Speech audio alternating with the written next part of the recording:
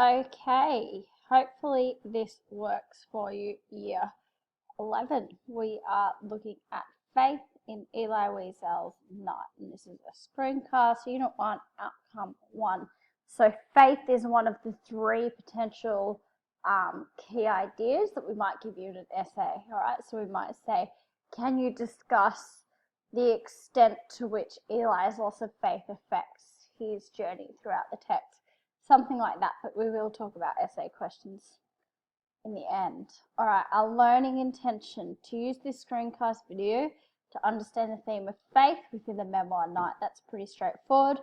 Providing this as a resource so that when you're writing your essay about faith, you've got something to refer back to, okay? So if you're listening to this early in the term, remember you can go back to it before the essay.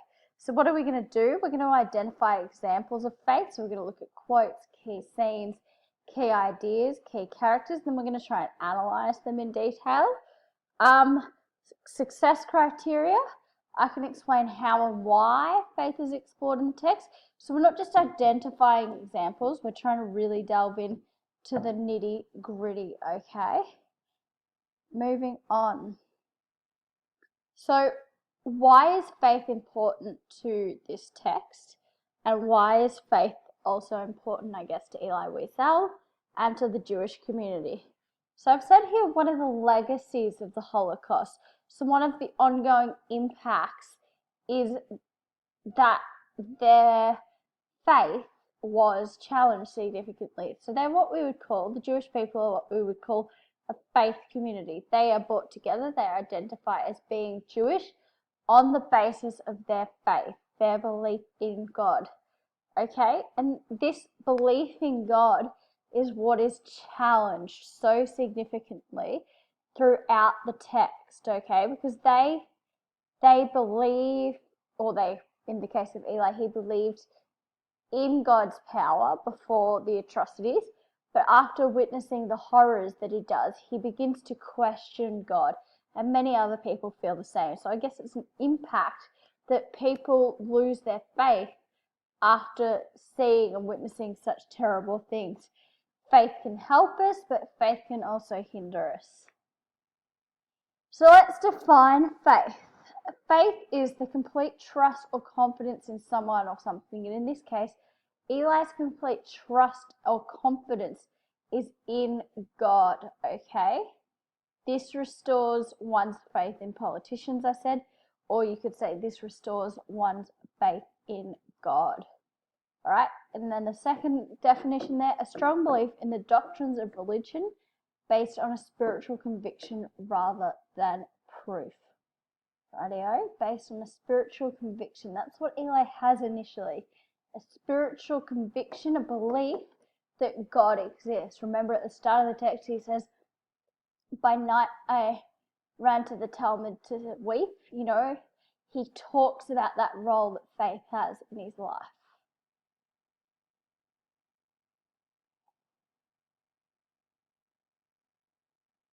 Okay, moving on from there, slight hiccup. So synonyms for faith. We could say that faith is like trust, like trusting in someone. It is belief. I believe in someone. It is having confidence, confidence in God. Conviction. I have conviction in my own belief in God. Credence. Eli's credence to his God. A reliance or a dependence on God. The Jews, or Elie, initially believes that God will save them, that God could not let these horrors happen. And you'll see this image over here of the piles of bodies and of the children staring out through the fence. And I guess one of the things that Elie questions is, how could God let this happen? Or more specifically, why? So it's this confidence and conviction in God. And we'll talk later about how it's not that he so much doubts that God exists, it's that he doubts his justice. What kind of God would let this happen? What kind of person would this be? I'm not going to play this to you. I've embedded it in here for you. So if you access the slides, you can get it.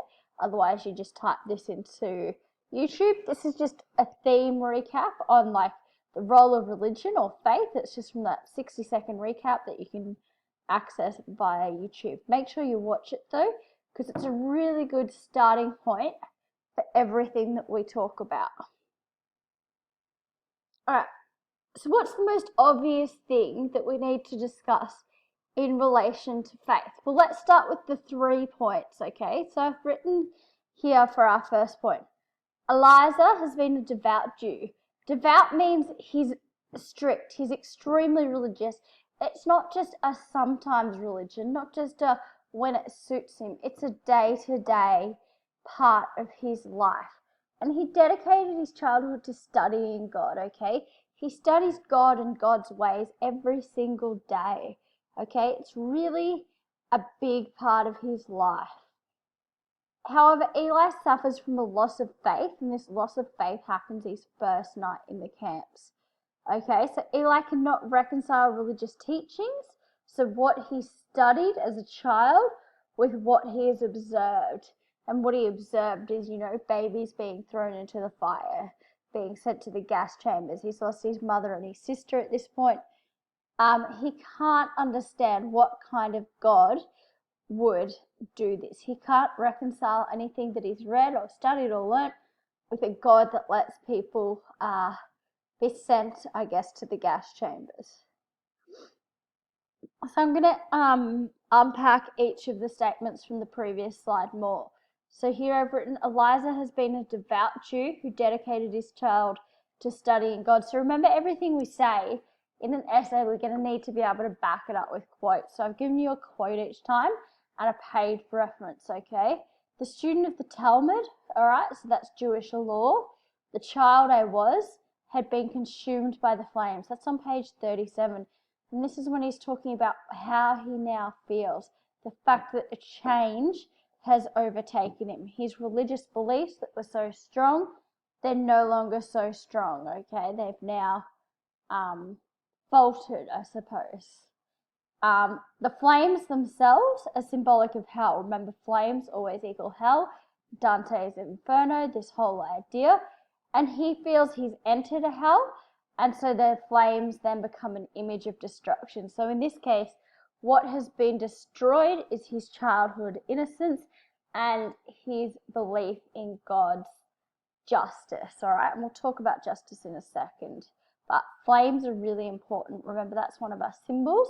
So you might want to watch the video on symbols to look more into what the role of flames are. Elie suffers from a loss of faith his first night in the camps, okay? It doesn't take long for him to go from a devout child to denying what kind of God exists. And he says, never shall I forget those moments that murdered my God and turned my God and my soul and turned my dreams to ashes. And this is page 34, and this is probably the most significant passage, this small chunk on page 34, and we'll talk about it in class. But it's possibly the most significant passage in the text, because in this passage, Eliza is getting angry at God.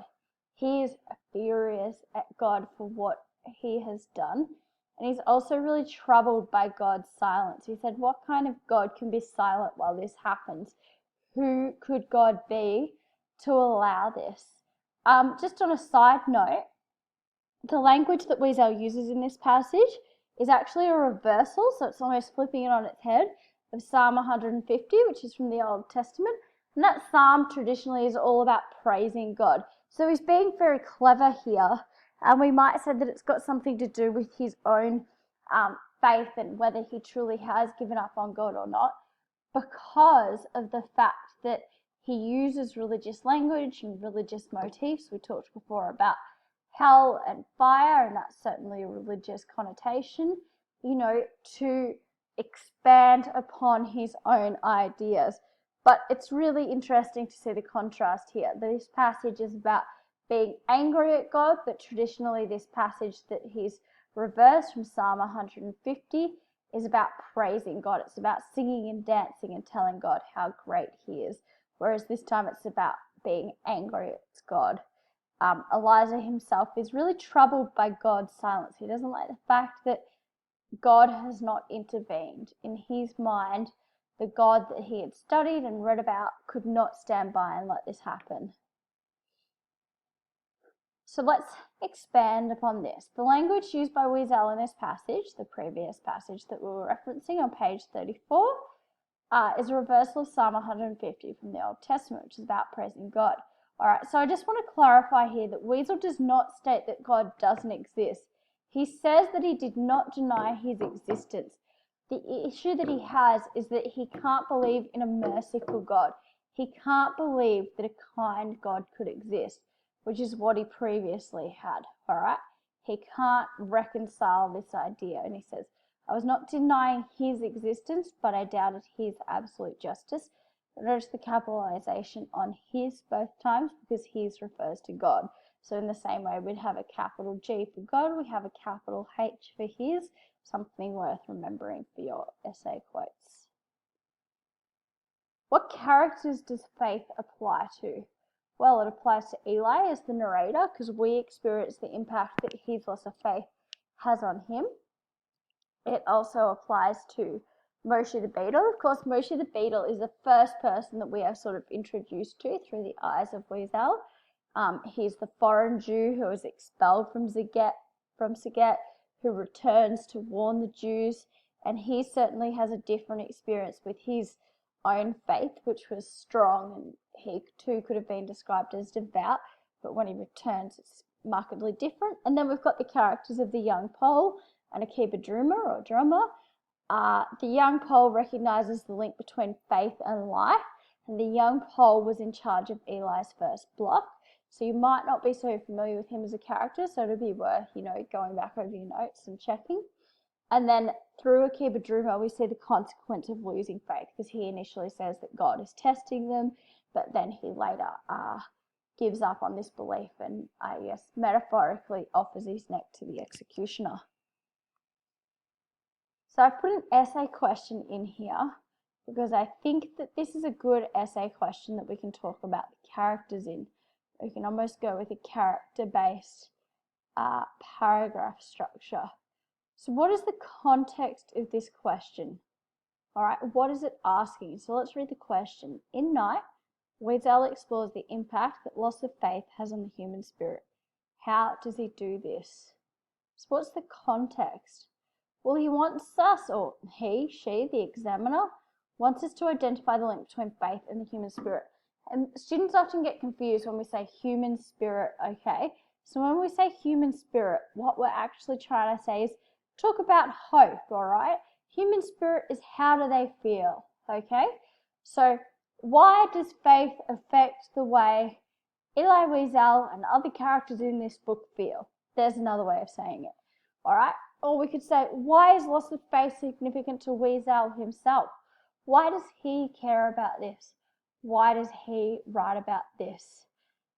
And then our second key word here is impact. All right, what impact does it have? So you're going to have to find evidence in the text to prove that faith has an impact, that faith affects the characters, Elie, Moshe, Akiba, and the young Pole primarily for this question are the people that we can think about. And then is the impact all bad? Is loss of faith all bad? Is it all good? What are the nuances there? So I'm saying, are there shades of grey? So when you talk about it, I want you to make sure that you think about, well, why do they lose their faith? What role does it have? Do they experience loss of faith in the same way? And if they don't have faith, what have they got instead? All right, I've given you some key words for impact here. Effect, influence, impression, footprint, okay? So just some few other words, especially those first three. Here you could definitely use them to talk about the same idea, but remembering we're trying to build on our vocabulary so we don't say impact too many times. The human spirit. So you're going to learn about brutality, okay? The fact that the Nazis reduced the Jews to being animal-like. So that's how they felt. The brutality of the Nazis, okay? How does loss of faith play into this idea of being treated brutally or losing the motivation?